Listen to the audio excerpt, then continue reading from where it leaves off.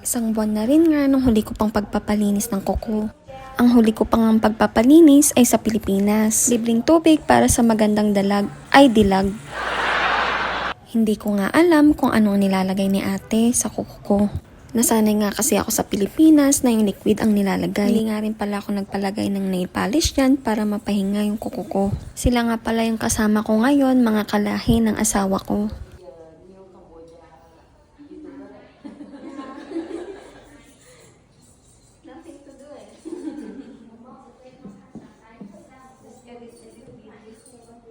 Pagkatapos nga pala ng paa ko ay manicure naman. Dito nga ay iba pa ang bayad pag may nail polish. Gel for additional $8 at ang cut ay additional $12 naman. Wala kasi sila dito nung regular polish lang. Oh, you can speak Thailand.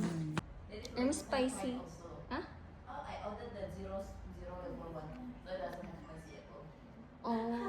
Narinig nyo naman o at alang minsan ang nasasabi ko pag nauubusan na ako ng English. Para nga matapos ng usapan at hindi na humaba pa. Dito nga pala pag hindi ka satisfy at pangit ang gawa, pwede nilang ulitin. O diba, if you really know me, alam mong love na love ko ang pink. Pero ewan ko ba ang kamay ko dito ay ang itim. Pero okay lang dahil ang budhi ko is not maitim. Self-care is the way you show love and appreciation for yourself. O ginugel ko lang yun.